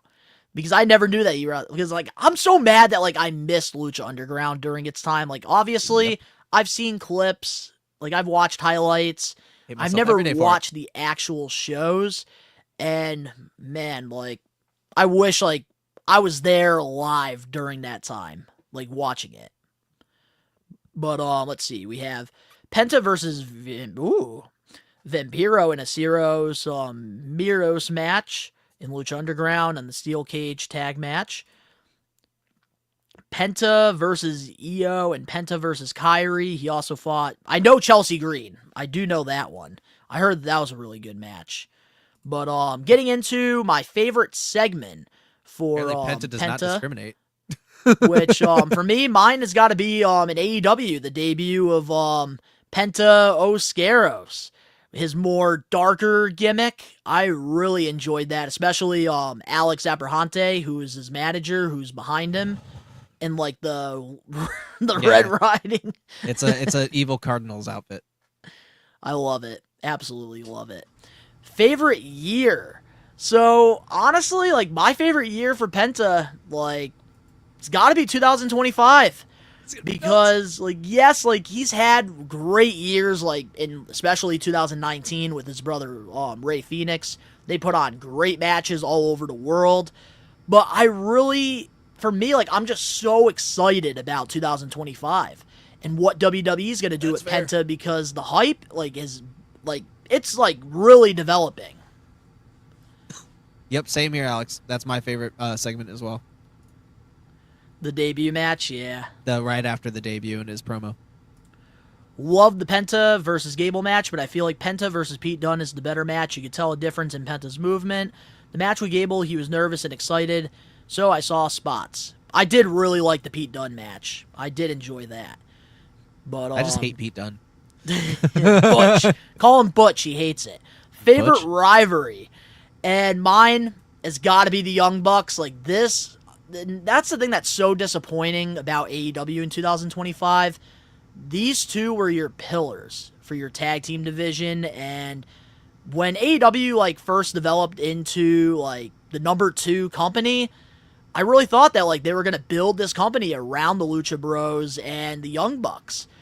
And unfortunately, like now, like they're both even the Young Bucks are lost in the shuffle now. And it's so disappointing. And they'll tell you it's because they want it that way. I have seen that. Of course, we want it that way. We're not trying to, oversee the whole company and win everything. We're not trying in the ring.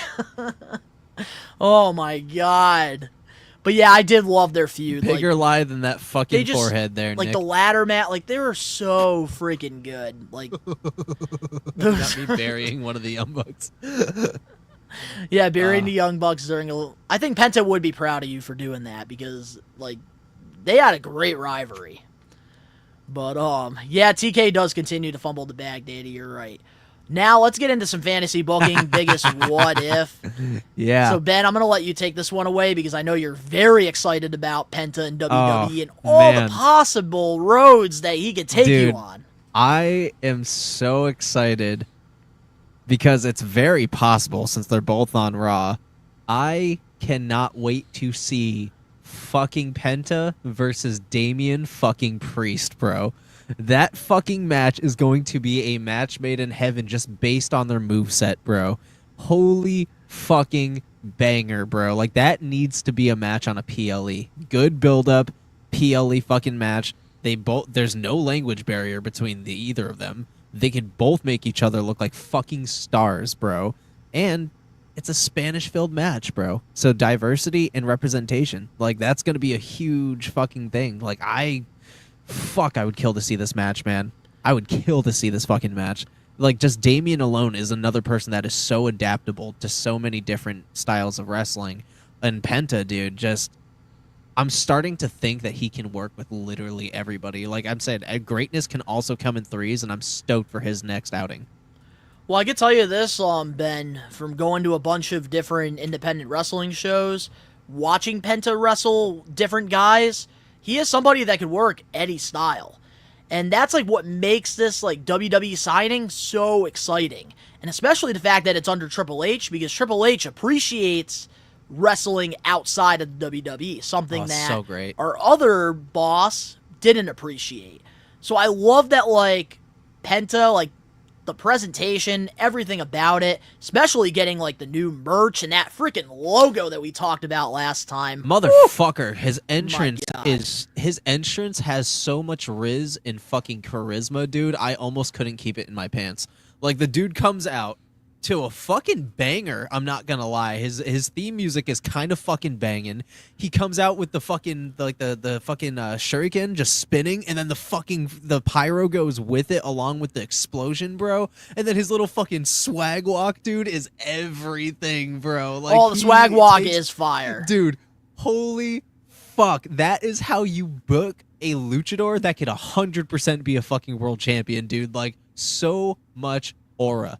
So much aura, dude. Like, Penta is how you book a debut, bro, and how you kick them off for their first run in the big leagues, bro. I'm fucking so hyped about this guy, man. So hyped about the matches we're going to be getting. But give me your thoughts, dude. Well, before I do give my thoughts, I do want to talk about some of the We Are Wrestling Maniacs matches that they're looking forward to seeing with Penta. Angelo, Penta versus Gunter is a match that he wants to see. I definitely want to see that. Freaking two guys that freaking have like the hardest slap in the business right now. I've seen that, yeah. We need Penta versus Rey Mysterio. That's destined to happen. We already know. Gunter said one time Penta slapped him so hard in the chest and he looked down and saw blood. Oh, Not surprised at all. I'm telling you this, like, if you have never seen Penta live, like, my God, those chops are legitimate. Like, even my dad, like, when I told him about the signing, he was like, dude, Penta, like, he's not going to be allowed to slap people on WWE TV like that, is he? And I said, you bet your ass he's going to be allowed to. Papa H is running the ship. Dude, fucking, oh my God. The dude is, oh, God. I love Penta already. Penta versus friggin' Finn Balor. Dude, I'm surprised they actually Demon allowed... Balor versus Penta? Yeah, dude, versus Dark Penta? That'd be sick as fuck. But, dude, I am surprised as fuck that they actually allowed him to do the sacrifice on fucking WWE. Like, they allowed him to do his fucking finisher, and it's honestly sick, because Gable sold the fuck out of that shit, bro. It was so good. Penta versus Dirty Dom. I feel like we can get that. That could be a WrestleMania match, possibly. Because they have been kind of teasing a little bit of Gable and Dom talking about Penta. Oh, yeah. So you never know. But now let me talk about my fantasy booking here. A really cool what if. Because I'm going to say this right now. I don't want Rey Fenix and Penta teaming in WWE. Nope. And the reason why, and I really feel bad when I say this because I know how talented Rey Fenix is. I've also watched him wrestle several times outside of like AEW and like in the independents. And he's also just as talented as his brother Penta. But in WWE, presentation is everything. And I feel like Penta's going to stand out more than Rey Fenix because he's been introduced to us a lot sooner. And it's unfortunate that Rey Fenix is still locked up in AEW prison because I think that that's not going to benefit him whatsoever when he does leave and goes to WWE.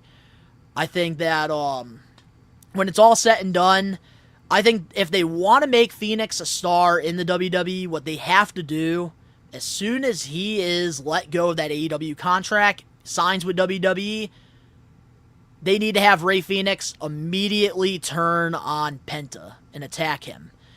because I think that we need to separate the two. We don't need them as a team. We've already gotten that in AAA. We already got that in Lucha Underground, TNA, AEW, Independence. We've gotten them teaming everywhere. We don't need that right now. In WWE, if we're going to make Rey Fenix stand out from being just another luchador with the mask on, we need him to turn on Penta and create some noise. This is going to sound fucked, but I feel like, and this is going to be a real hot take, I don't see a lot of success for Rey Fenix in WWE.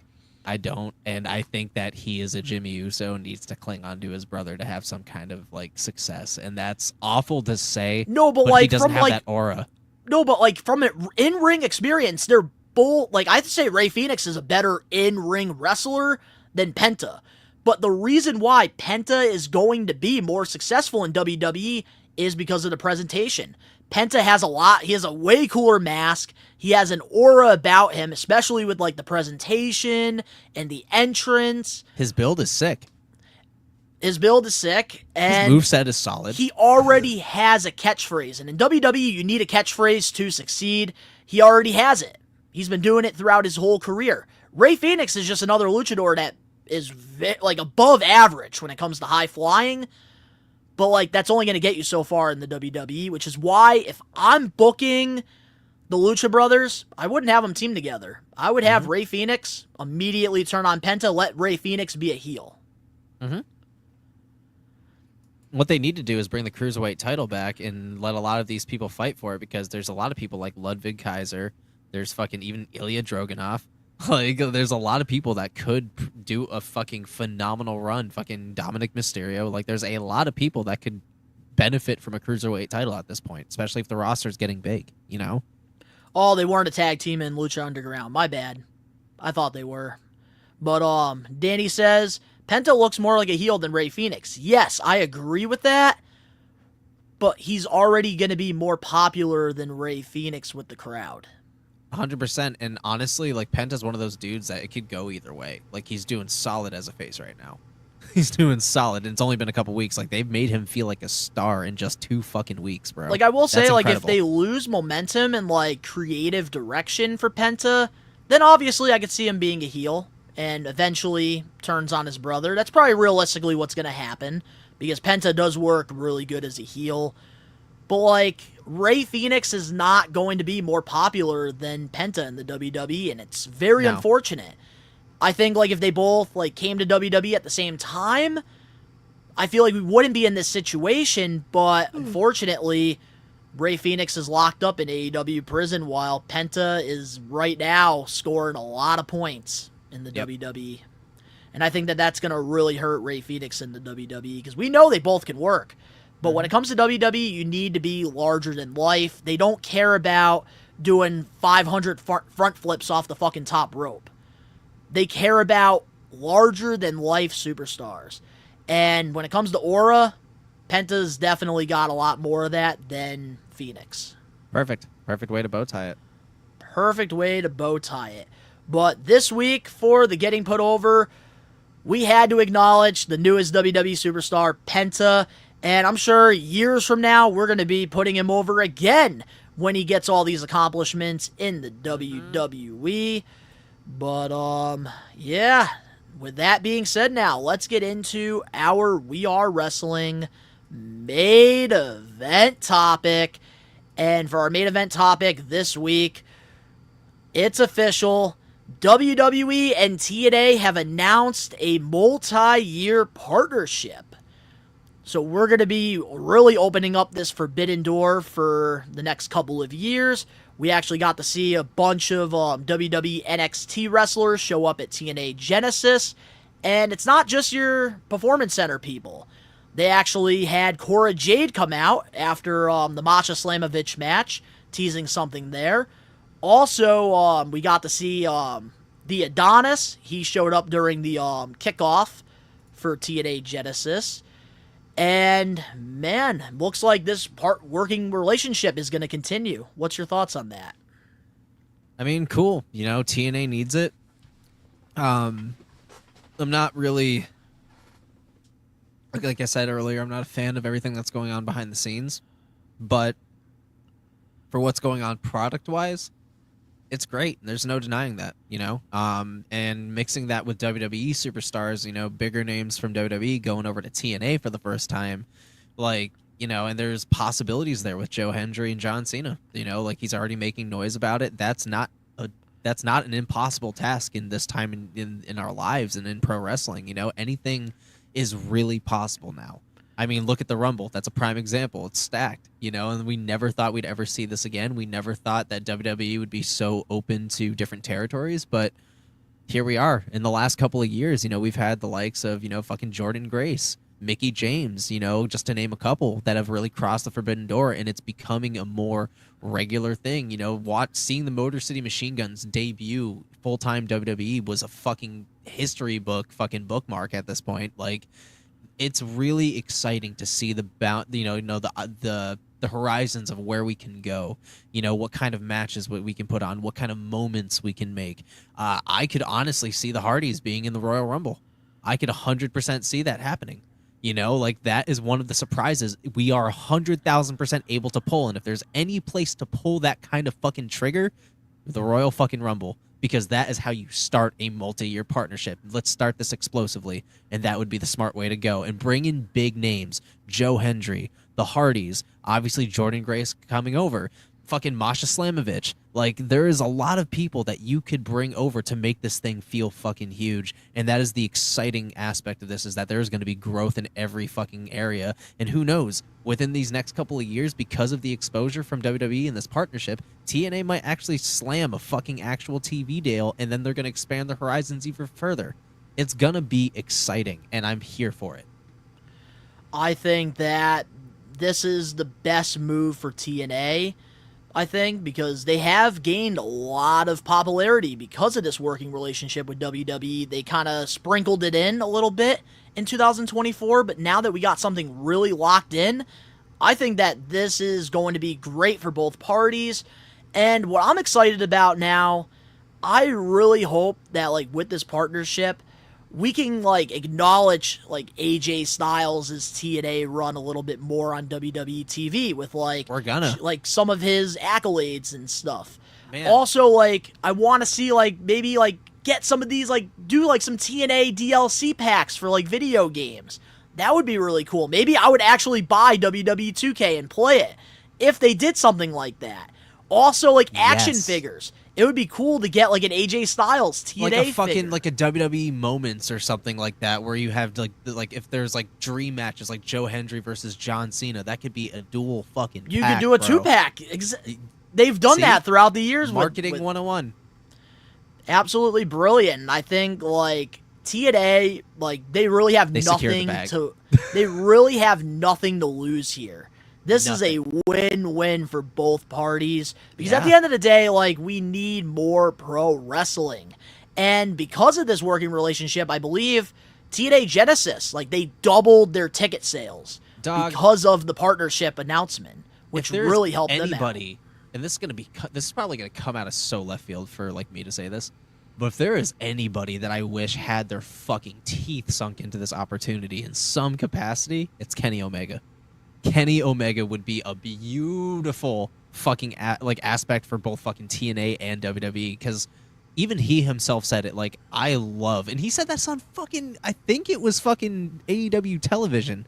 He said that he is stoked to see every promotion in pro wrestling in 2025 fucking thrive, and he is the only fucking person that has openly said that shit on AEW television, and I believed it. Because Kenny Omega's not about the stupid, friggin' tribalism. Kenny Omega, just like a lot of pro wrestlers out there, because a lot of people get, the a lot of people, misconception. That's the word I was looking for. Yeah, there's a huge misconception about it. Because, they think that, WWE wrestlers want AEW to die. AEW wrestlers want WWE to die. That is not the case at all.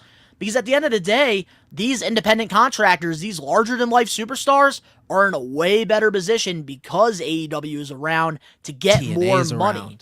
And it makes the competition have to bring out the best. And I think that's why I always say this, even with AEW, if it wasn't for Tony Khan, I really think that we'd still be stuck with Vince McMahon.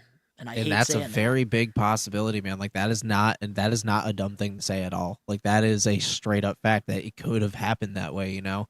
But no, like, man, Kenny Omega, dude, like I could bark this at the moon till the fucking day I die. Like that is a dude that needs some kind of hand in WWE before he hangs it up. Like I just want those dream matches. Like I want some kind of involvement to say that he's gone literally everywhere. And if there's anybody I want that for in their career, it is Kenny fucking Omega, because that dude is not only one of the best wrestlers in the fucking world to ever step in a squared circle, but he is one of the most, like, just stand-up ambassadors for the world of pro wrestling. And if anybody fucking deserves to have their name shined in the fucking brightest lights of pro wrestling aura, it's fucking Kenny Omega. And I hate that he's not a part of it. I really do think, like, before he does, like, hang up the boots, like, he will have one run in WWE. Have we I put don't over think it's Kenny going to be Omega? a long one, but he is going to have at least one WrestleMania match. I see it.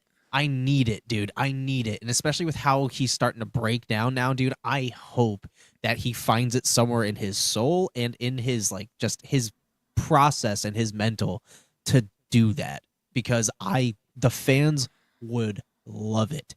The fans would fucking love it. I know he would have a fucking miraculous time. And for him, he is the only person that I would never use the term jump ship. I would say expand his horizons, because that dude would fucking thrive. And if anybody deserves to have their moment, it is Kenny fucking Omega. And I will fucking stand on this hill that I detest the fact that he is not a part of this. Yeah, I know when TNA and AEW had their working relationship, it was fun watching Kenny Omega do some matches in TNA. Yes. Very fun. Like, I would love to see that in WWE, but it's because AEW is the number 2 promotion. We're never going to get that AEW and WWE crossover unless there's another billionaire. Unless there's another billionaire out there that's going to give us a better wrestling product and take AEW out of that number 2 spot. Like, we're never going to get that working relationship. I think if anybody has any chance of, that was a part of that brawl out situation that could really come out on top and bury an actual hatchet, it is Kenny Omega. Like, I feel like he would be 1,000% kosher and professional with Punk. I think he tried to make things right with Punk. He was like the one person that did reach out to CM Punk. And I think CM Punk, knowing CM Punk and how he is, I would think that he would 100% see that as a sign of respect, because it's like, hey man, there is 100 dream matches for Kenny and WWE. Yeah, dude, like fucking Kenny versus Seth, Kenny versus fucking Roman Reigns, Kenny versus fucking Drew McIntyre, dude. Kenny, oh my fucking god, I could go on and on. Kenny Omega and AJ Styles in the WWE ring. Shut the fuck up, Donnie. Like, I'm trying to keep it in my pants, bro. Well, I hope you keep it in your pants, because we don't want to get demonetized here on this live episode. Dude, I'm ready to throw it all away with the amount of these dream matches I'm thinking about. Like, it is Kenny versus Gunther. Oh! Yeah, dude. Like, it is like Kenny versus Shinsuke. Dude, oh! Kenny versus Jay fucking Uso, bro. I would shit. Kenny versus Sami Zayn, I'd be all over, bro. Like, dude, Kenny versus. Okay, we gotta stop. I'm getting too excited. Hey. Have we put over Kenny Omega yet? Yes, we have. Well, like, can we make him the part 2? The only one to have a part 2 of a company. Well, next week's is the Royal Rumble predictions. Oh, okay. Oh, yes. So we are, like, for that getting put over, we are going to be talking about, like, favorite Royal Rumbles during that instead of getting put over as, like, our segue. Okay. But the following week, we definitely can consider that. Maybe bring Ricky on. And we can because, dude, Kenny is just, Kenny versus Cody in a WWE ring. Kenny versus Ilya Dragunov. Dude, yeah, exactly. Like, this, stop. Knock it off. All right, I'm not accepting any more of these comments, all right? And you're going to have to pay a fucking paywall if you want to see that type of freaky getting shit back on now, here. getting back, like, on track with the WWE and the TNA partnership. Oh, God, yeah. I'm all for this. I'm happy for all the wrestlers, because this is just a better position for all of them to be in. And, like, having that working relationship with WWE, more people are going to want to go to TNA shows, because you never know who's going to show up. And honestly, it makes me very excited for TNA Slammiversary in Long Island, New York, because I already got my tickets, so I cannot wait to see what they're going to do there. Could you imagine Orton going over to TNA and doing something? I want to see John Cena do one. I do want to see John Cena do one match in TNA. I want to see. So the 3 I want to see go to TNA that are big fucking names are Randy Orton, John Cena, and CM Punk. Those are 3 names. Well, obviously AJ Styles too, but that goes without saying. Like, that dude cemented a legacy in TNA. That is his fucking legacy. So regardless, but the 3 names that are out of, like, you know, your norm, those are the 3 that I want to go see, to go to fucking TNA and make some fucking noise for some people, put some people over. Like, all right, honestly, I gotta pick 3 now. So Let's go. Let's go. My first one has to be Bobby Roode, because I know, like, he sustained a really bad injury, but I feel like if he trained and has just one more match, I think that, like, a great retirement match would be TNA. See, have him wrestle there. All right, I'll bite there.